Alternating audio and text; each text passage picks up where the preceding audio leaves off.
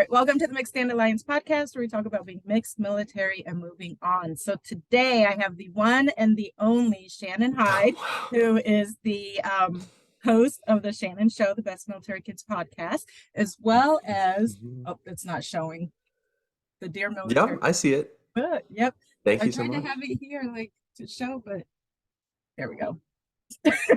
Awesome. Oh yeah, I got you. I had to clean up a little bit in the back. My daughter was in here and there was like a mess. So there's a bunch of stuff on the hmm floor nobody can see. If they can't see it, then it doesn't matter. I I do know. that all the time too. Doesn't Don't worry. exist then, right? Yeah, So how are you? Thanks for coming on. I'm doing really good, Jennifer. Thank you so much for having me. I remember whenever I had you on my show, like I guess last year, and Mhm. you like the your podcast was just a thought at the time, and now you're crushing it. You're knocking out episodes. It's really Thank cool to you. see.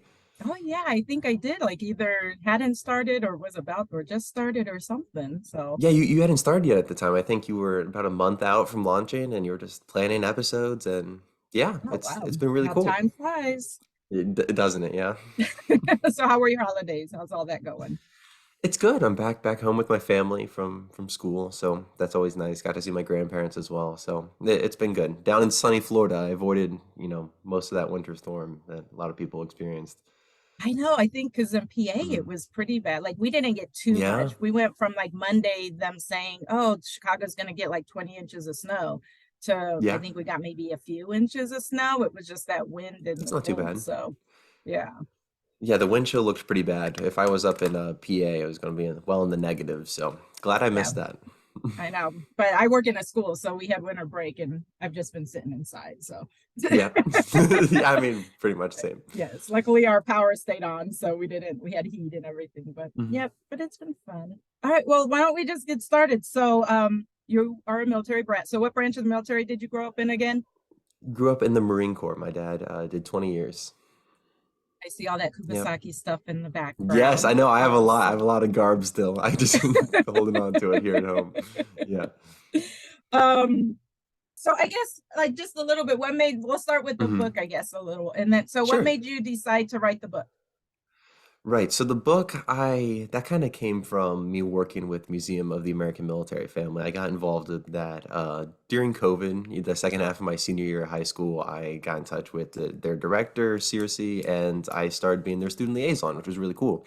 And I was talking with her about doing some sort of long-term project, something that can kind of expand over several years and work on and put out. And we kind of, I don't know whose idea it was first, I'll just say it was mine. We kind of settled on the book, and it was kind of a vague idea at first with what we wanted to do. But I did know that I wanted to make a comprehensive guide for military teens somehow. And I thought I could really capitalize on the fact that I was a military brat so recently, and I could kind of share my recent experiences and be a voice that today's teens can relate to since I had been in their shoes not too long ago.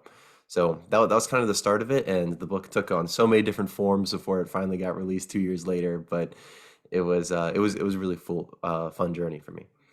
Yeah, I think no, you're absolutely like that was a great time to write because you are still like you're Yeah, young and you had just recently separated. Do yeah. you still have your military ID? I got a new one last year. I don't have. I think my original one is somewhere, but I now have my. I'm too old for the cool kid one. I have the. I'm a college student who's just leeching on to the benefits ID card. See, I lost mine, I think, at 21. And Yeah. but I think now it's isn't it older? Like you can keep it as long as you're in college full time Yeah, I longer. think it's as long as you're in college. So I got another year and a half, and then I guess have to part ways with it. Oh boy. See, so hmm yeah, like and when I read it, what I liked about it and what I noticed was like you're not lecturing. Like as a hmm parent, like I'm reading this stuff and I was like, this is all stuff that like I say to my kids all the time. But I Yeah. think coming from a parent, it's more of a lecture and nagging, whereas because you are younger and because you did just separate, like Yeah. you kind of like went in, you went through your experiences, you went through your thought processes, hmm and you were like, so yeah, like this is just kind of what I did. And if you could Yeah. just like it read very well and I think it projected and communicated very well hmm I that appreciate that. where a teenager can understand it and I think they'd accept it a lot more than if something like that was coming from an adult. Like if I were to write something like that, Yeah. I don't think it would come across the same way as the way your book did. And So, maybe they'll read it and they'll be like, "Hey, my parents are right. They do know what they're talking about." Maybe they're like, well, "Wait, I've heard that's this the before from goal. somewhere." Yeah, that's the hope, right? That's the hope. So yeah, and it's funny Mhm. because I'm sure like like have your parents read the book? Yes, absolutely. Yeah. So what was their reaction to everything? Like, so what was their Um, reaction to the book, and then what was it to like the things you had in the book? Yeah, I think that while I was writing it, they were kind of unsure because I spent, I guess it was last summer, like all of last summer writing this and wrapping it up and getting it ready to be released. And they were like, I didn't want them to read it until it was done. That was one like rule I had for myself because I didn't want them to get a piece of it and then like suggest Yeah, changes before I'm even finished. Now I'm going back and I makes just wanted sense. to put something out in totality and have them read it.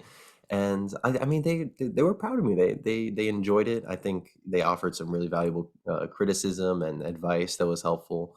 But for the most part, they just kinda let me do my thing and put it out there, and they were supportive throughout. There was my mom, I remember, she's not gonna like that I said this, but she did not like there was one chapter on drugs and alcohol, essentially, Yes, that's and what I she was going didn't to ask like you yeah, I about. know. She didn't she thought I was a little too pro alcohol or whatever in that chapter, and I was like, "I'm just being real with them, like, kids are gonna do these things. They're gonna try new stuff, and they're gonna do things they're not supposed to, and it's my job to say, 'Hey, if you're gonna do it, don't be completely stupid,'" so that was kind of the point of that chapter was try to give some advice and to weigh the pros and cons of your choices effectively, and she thought I came off a little too much on the positive side for that. I mean, it was Okinawa, like it was overseas, Yeah, right? Military Brad. You were yeah, what at the Far East tournament, which I yeah. remember for our Far East tournament, we were in Yokota, I think. And Hmm. so like, and unfortunately, like when you're overseas, but I Yeah, think the like, consequences, it's weird, it's yes. different, it's just like you're in a faraway land, so just having a good time. Well, and then along with, the military parent, Hmm. like just the concept, but I thought that you wrote that chapter well because I was laughing Thank about it you. because like I remembered, being a teenager and we were Uh-huh. doing stuff like that. And then but then I started thinking, oh, I wonder if his parents are reading this and what they're Yeah, thinking. exactly, yeah. Because like I've thought about writing a, but then I was just like, there are just some Mhm. things I don't want I'm 46 years old, but I still don't want my parents to Mhm. know.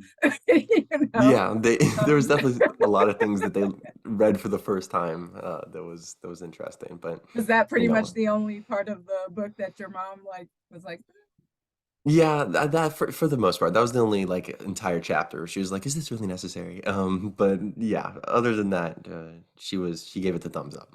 yes, I thought was absolutely necessary and you wrote it well. What Mhm. about like could you also talk about like I guess like your feelings and your emotions with Yeah. each move and how you were like Uh-huh. was that surprising at all or like how did you go about even like thinking about how you were going to write that? That was really difficult for me because I haven't done anything like that before, and there's no reason really to do it because I don't know. There's just not a lot of reason to look back and reflect and share your emotions. I don't even do that on my podcast really, and share my mindset at those times. And it was difficult because I had to kind of put myself in younger Shannon's shoes because that's the only way that it's really effective in the book is if I'm writing from the perspective that I had at the time and not me just looking back. So I was really trying to look back and really figure out what was going through my head, 10-year-old Shannon's head, 13-year-old Shannon's head, 16-year-old Shannon's head. And I had some, like, for example, one of the chapters talks about one my dad's deployments and how I kept in touch with him over email. And I still have a lot of those emails. So I was able to go back and read. And sometimes I would cringe at some of the things I would write, but that's just who I was at the time. And that's Right. what was going through my head. That was what was important in my life. So that's what I have to write about in the book so that I can actually relate to kids that age because you change a lot and it's important to remember what you were feeling at that time whenever you were a little less mature and a little bit younger. And it is tough for a little kid, like the constant Hmm. moving and then one parent being gone. And then I know when I was younger, we would have a hard time sometimes adjusting when my dad would come back from a little bit of a longer Yeah. TDY. And first we call it Hmm. TDY. So and then just that changing role of your parent and then your own Hmm. changing role, like Yeah, that was exactly. always sometimes that was a lot. That was difficult, I remember. And so like as I was Yeah, reading your book absolutely. too, I was like, oh yeah, I remember Like it was a Yeah. little nostalgic. Hmm. So that's Yeah, why it was yeah. fun too. Like it's good for all ages, your book. Yeah, But it's weird because one day, I mean, you're having to step up in the household and take on like almost a parent role, whether you're like watching a sibling or you're taking on more responsibilities, or if you're older, you're maybe driving your siblings to certain things, and then and your parent gets back, and now you kind of have to step back down. So it's weird having to adjust. And I don't know if like for you too, like for us, I remember and some people I know, they said that too, like I guess the dynamics within the house and then the house rules, because Hmm. when dad is gone, it's one way, but then when dad Yeah. comes home. And two, I think for that active duty who did was gone, like he's coming back and it's a huge adjustment because now he's Hmm. got to deal with family and kids and a spouse and those rules of like how are you going to like make everything mesh well and work Yeah. through and like just trying to, and then once you get used to it and you're back to quote unquote normal Hmm. and it goes again, right? Yeah, it's How to deal difficult for with that. sure. I would not want to be a military spouse having to deal with that, you know. Yeah. Thank you. My mom did a great job, thankfully. So, and then you talked about sports in the book too, which Yes. I didn't think so much about until, yeah, like until I think you had someone on your podcast talking about it once, and then my a friend of mine, like he talked about the Hmm. differences of sports in like a public school in the U.S. versus Yeah. like a Dodd school or Dodea school. Hmm. Um, so like, yeah, that's an interesting thing. But like, do you think are you glad you were able to, I guess, like PCS to Okinawa to a Dodd school Yeah. when you were like a teenager, so you'd have those opportunities to play and Yeah, for just like sure. that different dynamic? Like, Yeah, absolutely. I think at the time I didn't realize because I'm going to Okinawa was my first time going to a Dodea school, so I didn't know like oh, what the talent level would be. I didn't know exactly what I was getting into, but looking back, Dodea schools are a tremendous opportunity for kids who love sports and may not be able to, crack a roster at a public school, unfortunately, but then they get the right. opportunity and they get the playing time, and sometimes you can discover some talents and some opportunities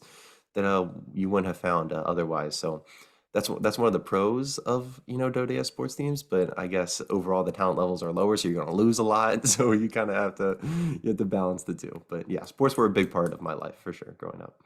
Yeah, I did cheerleading and like my kids now, like the high school that my daughter will go into Mm. next year, like they're talking about like how some of the sports like soccer can easily have 800 kids show up for tryouts for like two Jesus, teams. yeah, And I'm like, it's I don't even know if I ridiculous. had 800 kids in my high school in Kubasaki. Like, Definitely not. Don't think so. No, like, or like that's my hard to friend's imagine. son, yeah, like baseball tryouts. He's like, oh, there were easily 300-400 kids at the baseball Ooh, tryouts. Like you have, like it was like the elite of the elite in high yeah. school. So yeah, like and I did cheerleading at Kubasaki. Mm. So and that was and it was fun and I did it just my senior year, I think, because I got there my Yeah. junior year. So then I sort of just took that year to like navigate everything. But no, it was Hmm. yeah, the sports over there too. And I think that it's just one other thing that kids can attach to and it's a good socializing thing, right? Oh So yeah, great way to make friends. Absolutely. yes.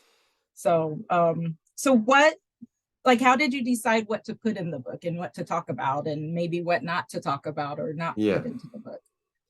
That was difficult. I was reflecting on, these 18 years, 17 years of being a military brat, and I had to really extract the key lessons because what I did not want and what was not a part of the original plan was for this to be an autobiography. And that's just I didn't feel like I was worthy of that. I didn't do anything amazing. That's reserved for like, great like scientists and stuff. Like that's not what it was for me. I really wanted to be talking about lessons and applying those to military teens everywhere. And in order to do that, I felt like I had to get specific and really break down certain things that I had experienced. And sometimes I wrote up a whole, like 10 pages, and I'm like, it's a funny story, but it's not really helpful for people, Shannon. Like you have to kind of dial it back. You have to, restart with that Like one. delete, delete, So delete, delete. delete, exactly. Yeah, delete a whole lot of stuff. I mean, I would write, pages and pages and pages, and I'm like, that was going nowhere. Like it may have been well written, it may have been funny to you, but if it's not helpful for military teens, then that kind of ruins the whole, that's the whole point of the book, right? Yeah. So it was difficult for sure having to pick and choose what would be most helpful for kids, because sometimes it's not the funniest stuff. Sometimes it's embarrassing. Sometimes it's revealing of my emotions or feelings at a certain time in my life, and that was a difficult. Some chapters are more difficult than others to write, obviously. So it's tough having to choose. And you talked about some of your friends in there. You still keep in touch Hmm. with a lot of them, right? Yeah, So for sure. what I've were had a their lot of them on the reactions? podcast too. Yes. Yeah. Well, So the what ones were who their, read it enjoyed yes. it, but Did you have to no. ask like their Mm. permission first to like write about Yeah. them or? Yeah, well, I let them know, and I generally I looked it up. Like if you write like generally positive or neutral things about someone, then you're fine.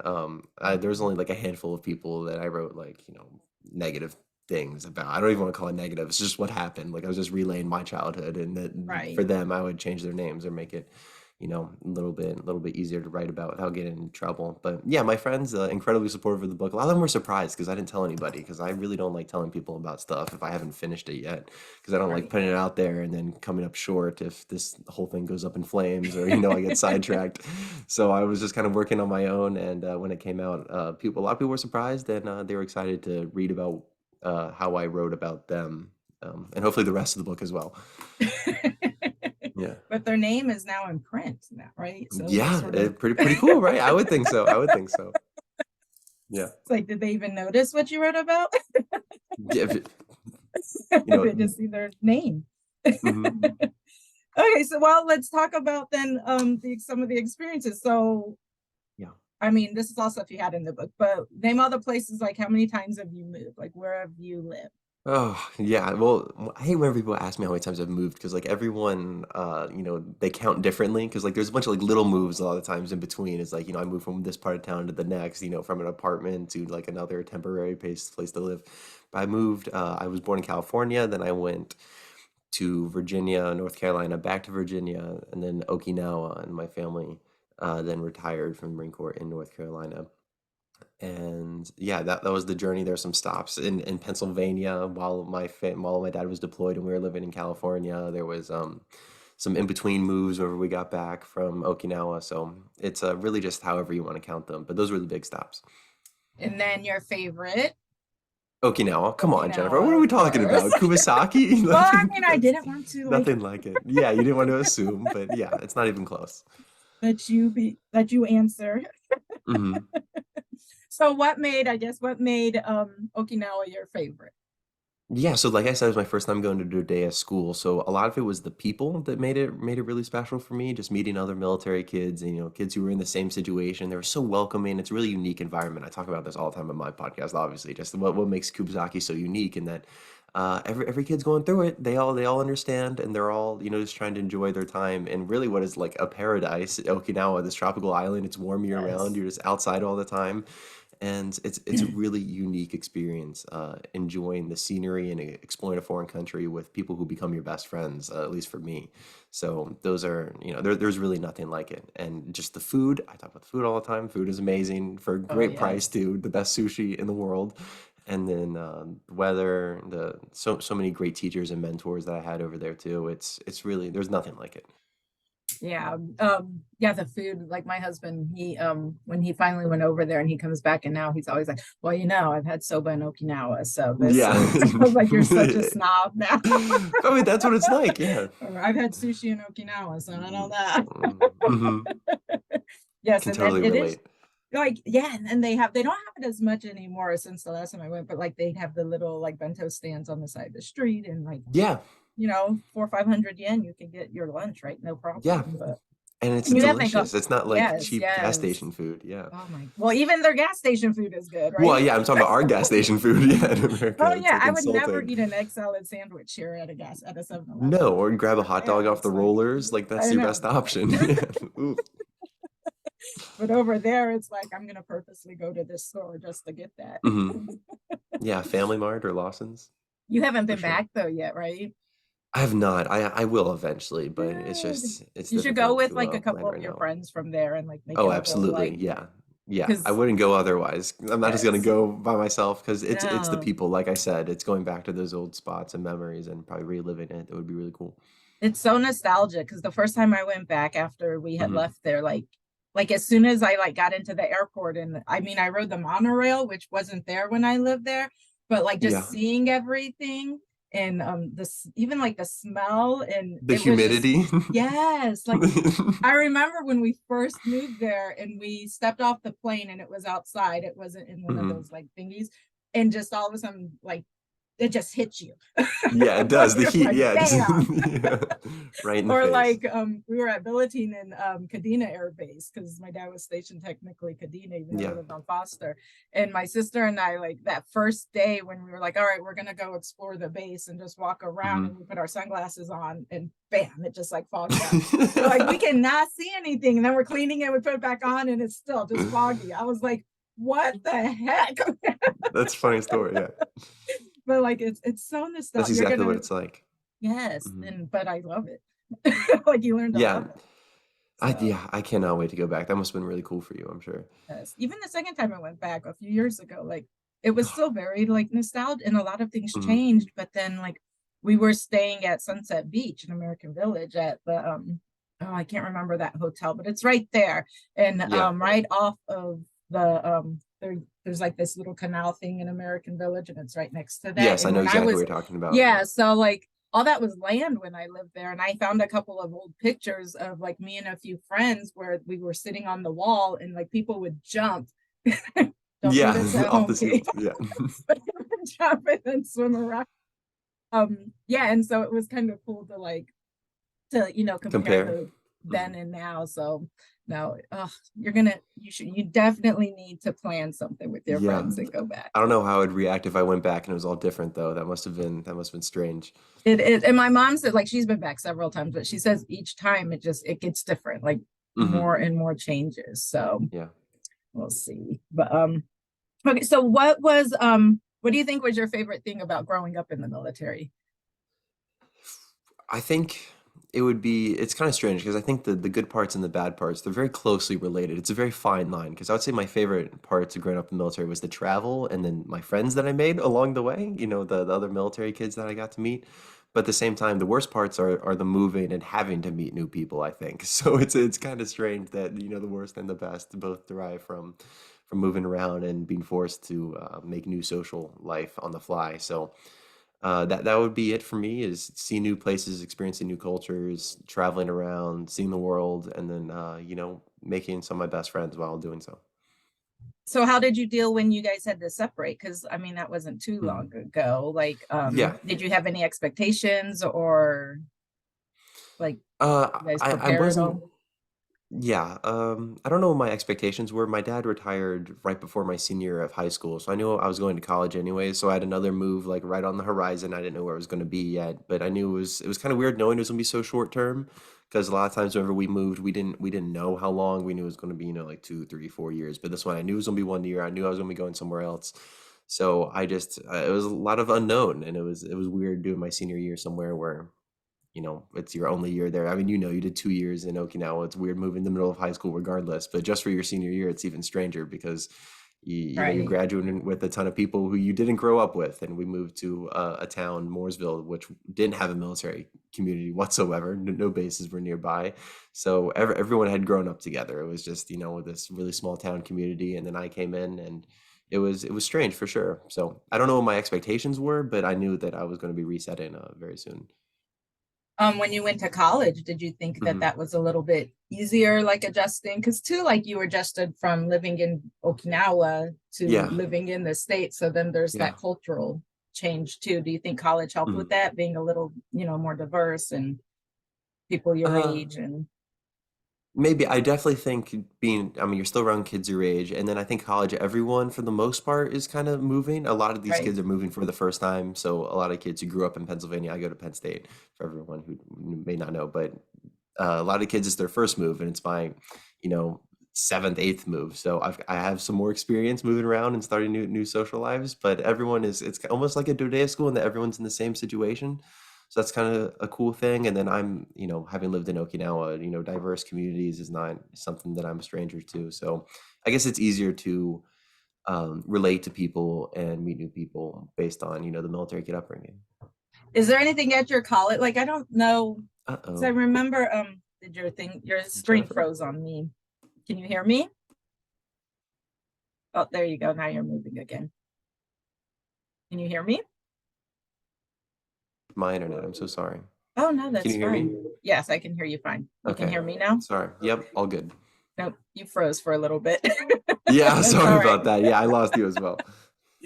So, no, so I've heard like some other people have said Uh-huh. that like at their universities or their colleges, there's been, I mean, at least more from when I was in college, like there's more Mhm. groups and organizations. Or like, is there anything at your school for like military brats or like kids who grew up like in that or no? Like you haven't heard anything? Not really. There's obviously the Veterans Office, which is very helpful. You know, they're very helpful with the military community there.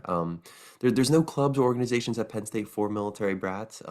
If anyone should start one, I guess it's probably me. Like, I guess I should probably get No, on there that, you right? go. Yeah, I guess Just add that's one what I'll more do thing to your next. Yeah, plate. just throw it. Yeah, throw it exactly. Throw it on the list. I guess it would be a mistake if I spent 4 years there and I didn't establish that. So I guess we'll look into it. But I mean, there's so many clubs and organizations there. I mean, at any school, like there's so many different Yeah. ways for kids to get involved and find people who they relate with. So that's one of the great things about college is it's really easy to find your circle if you know what you're looking for. Yeah. Mhm. So what kind of lessons do you think you've learned while growing up in the military that have kind of stuck with you as an adult? Or like what traits do you Yeah. think you've acquired that still Uh, stick with you? there's definitely a lot. There's a lot of things that you learn from growing up. That's I wrote a lot about them in the book. I think the biggest one is being able to understand what's important when you move somewhere new. And what I mean by that is like you move somewhere new, and especially in high school, like the social life is just crazy. Like everyone is freaking out over all these little things. There's a whole lot of drama, he said, she said stuff, and you're just kind of like it can be really overwhelming because you're trying to make friends and relate to new people, but at the same time you're like this doesn't matter. This doesn't mean anything. I'm going to move out of here in 2 years and I'm going to have a new life and no one knows who these people are and they're going to move away eventually. And it's really minute things that won't mean anything in the long run. And I think having that understanding as a military kid, because you move around, it's really helpful. Not to sweat the small things or sweat about a rumor or sweat about high school drama. And the same thing can apply to college. You keep what's most important, and you can kind of have what I call a view from above, and that you can understand with a larger scope of your life and where you're headed and where you've been, and know what's truly most important to you. So that's something I'm really thankful for. Oh, absolutely. Like, I don't know, I used to just be glad, like, if the drama Mhm. got to be too much, I'm just like, okay, yeah, well, we're gonna be moving. Yeah, exactly. But like there are more important things. Yeah. And it's funny, so like I wrote myself a post-it for something that Mhm. and I get it's that like us you had mentioned in the book too, like you lived on base and that may have helped a little bit with adjusting, but that us versus them mentality of like, Yeah. and I think yes, like in the States you have that like where they, I guess the drama, like there's still drama, there's drama with military, I Yeah. mean we're Everywhere, military yeah. teams, right? But in the States with that like trying to be friends, and you had talked a little bit Mhm. about like you were trying to fit in, was it in North Carolina or somewhere where like you Mhm. would be and people are like, what are you doing, like don't do Yeah, that, exactly. or Yeah, yeah, yeah. or Actually, like in it. exactly. But then if you were to do that at like Mhm. Kubasaki, it's like that reaction probably would be much different, and that's something that like Yeah. I've noticed too. And Mhm. I guess, do you think living on, I guess if you were in the States, because you didn't live on base in the States, right? Anytime you guys I were did stationed not. in, Nope. yeah, I do did you not. think it might have been a little bit easier for you had you lived on base? Or like, do you think some of those social Possibly. Yeah. circles? From what I've learned from talking to other kids who lived on base growing up, I think it would be different. I don't know if it would be to the extent of Kubasaki because Kubasaki is also overseas, and I think that Right. adds another element. But I'm sure Dodea schools stateside, although I didn't experience them, they would have been helpful. But I mean, at the same time, like middle school is middle school, like high school is high school. Like you're gonna have like I mean, kids from all over the place, and they worry about silly things all the time. So that's something that's not going to change. But I Yeah. do think military kids are more accepted, and they have open arms. And it is, it's, I mean, you're growing up very differently, right? Like, so when Hmm. we were at Scott Air Force Base, I lived on base, and then, but we went to a public school, and it did like like meshed well together, but at the same time there was like you could tell like who lived on base and then who wasn't military. And Yeah. you just gotta, and I think that's another thing, I guess, like being a military brat is that you learn to adjust. I don't know if adjust is the right word, but Hmm. like you just learn to like figure out like who you are, and then how you can even like if that other person is maybe not going to be as accepting, like how do you still Yeah, and if navigate it's the even worth world. your time, right? Like if Right, it's even yes. worth your time to worry about certain things, because there's always like some extent where it's like, you know what, I'm not going to change who I am. And that's something I write about in the book as well. Is like it's not worth changing, your Yeah. character or your morals to fit in somewhere. And that's why I hate it whenever people say one of the most common forms of advice is, just try and fit in whenever you move somewhere new. A lot of adults say that who maybe didn't grow up as military brats, and I think that can be really misleading because kids they'll do anything to fit in. They'll change what they wear. They'll change how they talk. They'll change what they do. They'll make really bad decisions for the Yes. sake of being like other people, and that can be really dangerous and lead military kids astray. Yeah, and I think that's something like, yeah, like you talk about in the book, and I think it's like with some of the examples and stories from your own life, and Hmm. it's true. Yeah, like you want to fit in, but at the same time you don't want to lose yourself. Like, is it Yeah, really that important? Because there's always going to be somebody who likes you, yeah, whether it's this person or that person. Like, you'd rather have the one who likes you for who you are. And exactly. And if you change yourself for one move, then in 2 years, that's not going to mean anything anyways. And that's kind of what I exactly. mean about knowing what's important. Is if you change your entire life to fit in one place, then it's worthless within a few years. It reminds me of a song by it's a Japanese rock group, One OK Rock, and they have a Hmm. song "Stand Out, Fit In," and it's basically like you're told to stand out and to think out of the box or whatever, Yeah, but then you got to fit in and try to fit yeah, in with everybody. contradicting. Yes, Hmm. and it's a great song. Tried to I'll have to explain give it it to a my listen. kids once, Yeah. but Yeah, it's a tough listen for kids to get. it is, and especially I think when you're moving around, you're just like, because then yeah, once you figure it out, then you're Hmm. up and moving. So, Yeah. but I wouldn't change this that life, that childhood for anything. I loved it. And like you said, it's like sometimes the best things can also be the hardest Yeah. things to deal It's very with. And strange. yeah, but in the end, I think it all works out well. Yeah, I think so too. I think in the So, long run, yeah, because that's one of the most frequent questions I get is what was it all like? Did it all end up being positive? Was it all good? Like, was it better for you in the long run? I think for the most part, I always say yes, even though, there's some people who really get hard by the moves and the deployments and the resets. I do think it makes us better off. At least I hope so.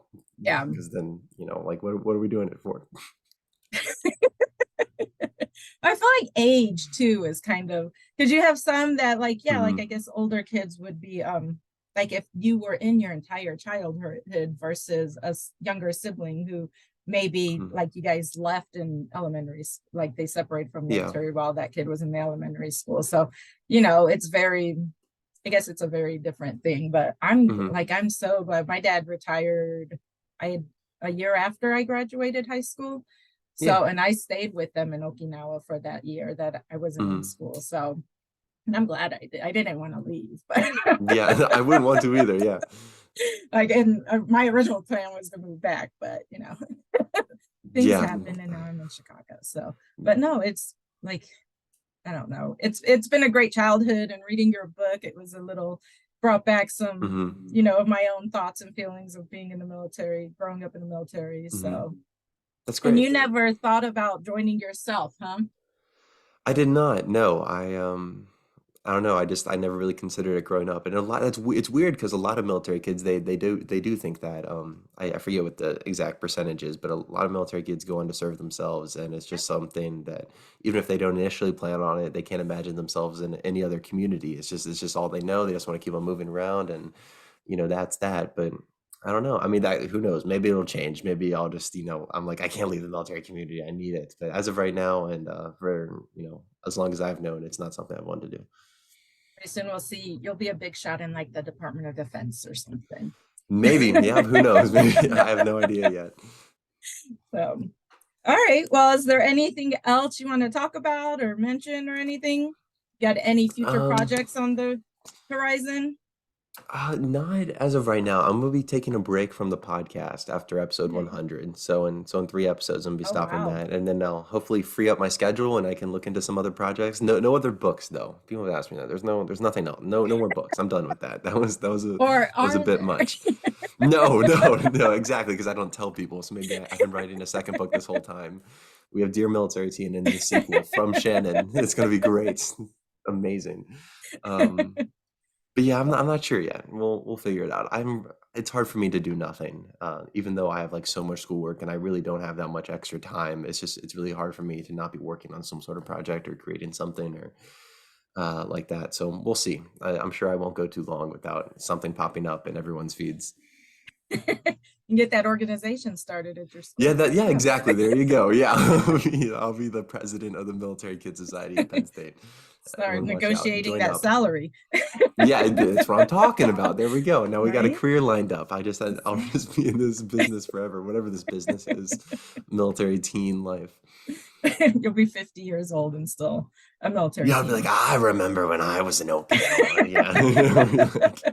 That's also another thing. I don't want like I'm glad I wrote the book when I did because if I'm older, I don't want to be the person who's like just talking about high school all the time. I already feel kind of weird about that sometimes. It'll be Just like was it yeah. Napoleon Dynamite, that movie? Have you seen that Napoleon Dynamite? No, but No. I probably should. I know. I know. I'm that guy. Well, I'm then that you guy. wouldn't know the character I'm Yeah. talking about. But he was stuck in his football glory days. Yeah, exactly. Can't let that be me. I'm glad the book got done. Exactly. Well, that guy, that's who I don't want to be. Or Cobra Perfect Kai. Have you example. seen Cobra Kai? No, I've seen Oh Karate gosh. Kid. I've seen Karate Kid. Shannon, you're so deprived. I know. I'm not cultured, I guess. I don't know. I feel like I've seen a lot of things. It's just, I don't know. There's always certain ones. Those were the two things. Johnny, he's sort of stuck in his little. Hmm. Oh my goodness. All Yeah. right. Well, that's your next thing to do is to watch those things. Yes, I'll put that on the list. That'll be with all Your the free to-do time I have list. now. Check, check. Yeah, Exactly. give me a whole list. I'll be ready. All right. And then I come back on the pod and we can just make, subtle references to Cobra Kai. There you go. I do it all the time. Perfect. All right. Well, thanks, Shannon, for coming on. Yes, thank Really you so much. appreciate And it. thank It was you. awesome. I want to say this at the end. Thank you for Yeah. reading the book before having me on the No, of course. podcast. I'm not gonna call anyone out here, but that has happened.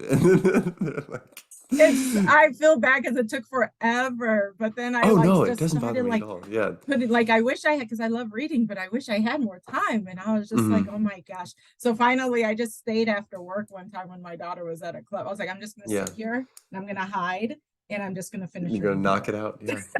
Thank you so So much. that's Yeah. exactly what I did. Because I was like, I keep telling you, I was like, I bought the Hmm. book, and 3 months later, it's like, haven't finished it. It's a real page turner. Can't put it down. I was like, all right. Well, thanks again. Yes, thank you so much. It's always a pleasure being on here, and I can't wait to see what you do next with the podcast. You have some great guests, by the way. We need to get Phoebe on here. I want to call out Phoebe for you. Phoebe, get it done. I don't know what the Thank you. time zone Thank you. issue is. I know I you're know. traveling all the time. Yeah, no problem coming on the Shanon Show. Let's get you on Mixed Dandelions. Well, between like Indonesia and Japan, and then she was Yeah, she's in everywhere. California first. So I'm just like, well, Yeah, I where are don't you at know. right now? Yeah, and she's like, I don't know. She'll figure it out.